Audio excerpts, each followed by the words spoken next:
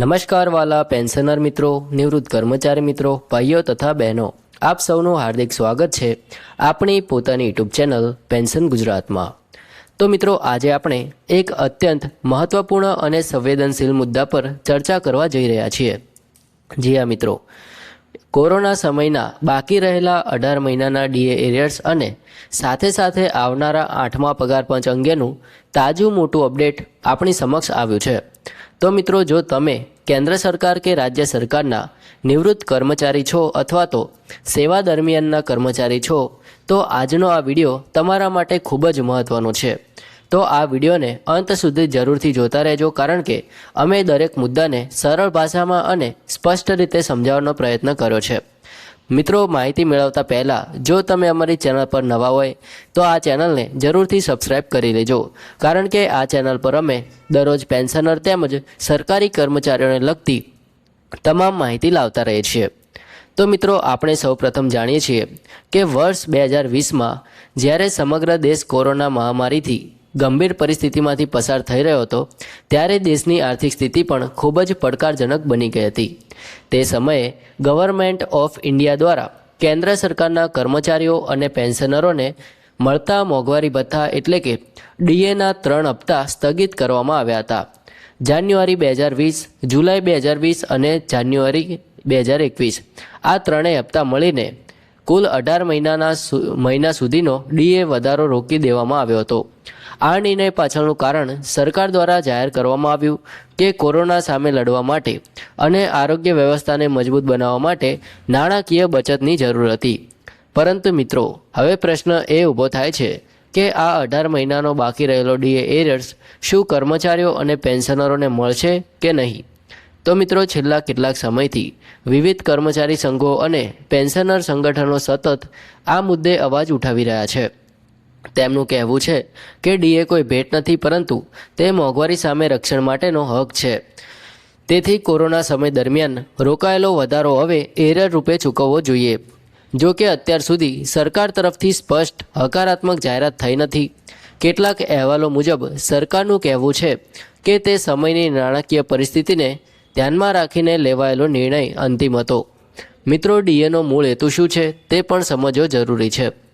તો મોંઘવારી વધે ત્યારે કર્મચારીઓ અને પેન્શનરોની ખરીદ શક્તિ ઘટે નહીં, તે માટે ડીએ આપવામાં આવે છે। એટલે કે જીવન જરૂરી ચીજવસ્તુઓના ભાવ વધે ત્યારે તેના પ્રભાવને સંતુલિત કરવા માટે સરકાર સમયાંતરે ડીએમાં વધારો કરે છે। કોરોના દરમિયાન જ્યારે ડીએ રોકવામાં આવ્યો ત્યારે મોંઘવારી તો અટકી નહોતી, તેથી ઘણા પેન્શનરોને આર્થિક તંગીનો સામનો કરવો પડ્યો હતો।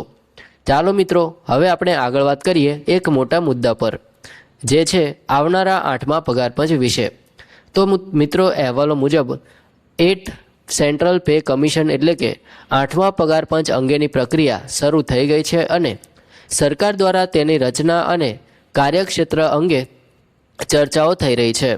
અગાઉ 2016માં 7th સેન્ટ્રલ પે કમિશન એટલે કે 7મું પગાર પંચ અમલમાં આવ્યું હતું, જેના કારણે સરકારી કર્મચારીઓ અને પેન્શનરોના પગારમાં સરેરાશ 14થી 16% વધારો થયો હતો। હાલના અહેવાલો સૂચવે છે કે 8મો પગાર પંચ 2027 સુધીમાં તેની ભલામણો સરકારને સુપરત કરી શકે છે અને શક્ય છે કે 2027ની દિવાળી સુધીમાં તેનો અમલ પણ શરૂ થઈ શકે। કેટલાક સમાચાર મુજબ આ પંચના અધ્યક્ષ તરીકે સુપ્રીમ કોર્ટની ભૂતપૂર્વ ન્યાયમૂર્તિ રંજના પ્રકાશ દેસાઈનું નામ ચર્ચામાં છે। સાથે સાથે અન્ય નિષ્ણાત સભ્યોની નિમણૂક પણ કરવામાં આવી છે, જે પગાર માળખું, ભથ્થા, પેન્શન, ગ્રેજ્યુટી અને બોનસ જેવી બાબતોની સમીક્ષા કરશે। હવે મિત્રો, સૌથી મહત્વનો મુદ્દો છે ફિટમેન્ટ ફેક્ટર। રિપોર્ટ મુજબ 8મા પગાર પંચમાં ફિટમેન્ટ ફેક્ટર 1.8 થી 2.46 વચ્ચે નક્કી થઈ શકે છે। જો ઉદાહરણ તરીકે કોઈ કર્મચારીનો મૂળ પગાર 18,000 રૂપિયા છે, તો 1.82ના ફિટમેન્ટ ફેક્ટર પર તેનો પગાર લગભગ 32,760 રૂપિયા થઈ શકે છે।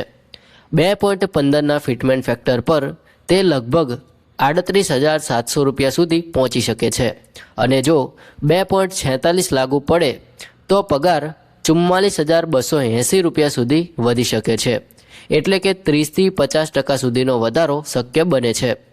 પરંતુ અહીં એક મહત્વપૂર્ણ બાબત એ છે કે જ્યારે નવું પગાર પંચ લાગુ થાય છે ત્યારે ડીએ ફરીથી શૂન્ય પર રીસેટ કરવામાં આવે છે, એટલે કે હાલ જે ડીએ મળી રહ્યો છે તે મૂળ પગારમાં સમાવી લેવામાં આવે છે અને ત્યારબાદ નવી ગણતરી શરૂ થાય છે. તેથી વાસ્તવિક વધારો કેટલો થશે તે સંપૂર્ણ રીતે ફિટમેન્ટ ફેક્ટર અને ભલામણો પર આધારિત રહેશે. મિત્રો, 8મા પગાર પંચનો પ્રભાવ માત્ર સેવા દરમિયાનના કર્મચારીઓ પર જ નહીં પરંતુ પેન્શનરો પર પણ પડવાનો છે, કારણ કે પેન્શન પણ સુધારેલા મૂળ પગારના આધારે પુનઃગણતરી કરવામાં આવશે. ગ્રેજ્યુઇટીની મર્યાદા, બોનસની વ્યવસ્થા અને અન્ય નિવૃત્તિ લાભોમાં પણ ફેરફાર શક્ય છે. આથી પેન્શનરો માટે આ ખૂબ જ મહત્વપૂર્ણ સમય છે. મિત્રો, હવે ફરીથી ડીએ એરર્સના મુદ્દા પર આવીએ તો ઘણા સંગઠનોનો મત છે કે જો સરકાર ઈચ્છે તો આ 18 મહિનાના ડીએ એરર્સ તબક્કાવાર સૂચવી શકે છે. એક સાથે મોટી રકમ ચૂકવવી મુશ્કેલ હોય તો હપ્તાઓમાં ચૂકવણીનો વિકલ્પ પણ શક્ય છે, પરંતુ હજી સુધી સત્તાવાર રીતે આવી કોઈ જાહેરાત કરવામાં આવી નથી. તેથી મિત્રો, અફવાઓથી દૂર રહીને સત્તાવાર પરિપત્ર અને જાહેર ખબરો પર જ વિશ્વાસ કરવો જોઈએ. મિત્રો, જ્યારે 18 મહિનાના ડીએ એરર્સ રોકાયા ત્યારે ઘણા પેન્શનર મિત્રોએ વિચાર્યું કે કદાચ થોડા સમયમાં સરકાર આ રકમ ચૂકવી દેશે, પરંતુ સમય પસાર થતો ગયો અને આ મુદ્દો હજી સુધી અનિશ્ચિતતામાં જ છે.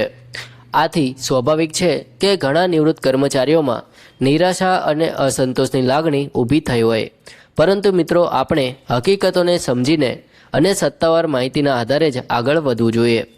હાલમાં વિવિધ કર્મચારી સંગઠનો દ્વારા ફરી એકવાર રજૂઆત કરવામાં આવી છે કે કોરોના સમય દરમિયાન જે 3 હપ્તા રોકાયા હતા તે માનવતાના આધાર પર ચૂકવવા જોઈએ, કારણ કે તે સમયગાળા દરમિયાન પણ મોંઘવારીમાં સતત વધારો થતો હતો.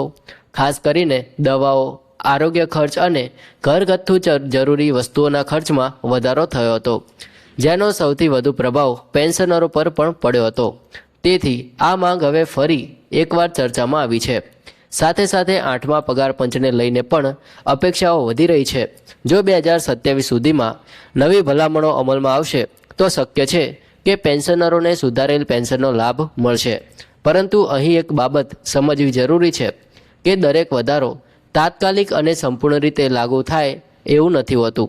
ઘણી વખત ભલામણો આવ્યા પછી સરકાર તેના પર વિચાર વિમર્શ કરીને તબક્કાવાર અમલીકરણ કરે છે. મિત્રો, પેન્શન ગુજરાત પર અમે આપણે હંમેશા વિનંતી કરીએ છીએ કે સોશિયલ મીડિયા પર ફેલાતી અફવાઓથી સાવચેત રહો. ઘણીવાર ખોટી તારીખો, ખોટા આંકડા અને ખોટી જાહેરાતો વાયરલ થતી હોય છે. તો મિત્રો, પેન્શન ગુજરાત ચેનલને જરૂરથી સબસ્ક્રાઈબ કરી લેજો. જય હિન્દ, વંદે માતરમ.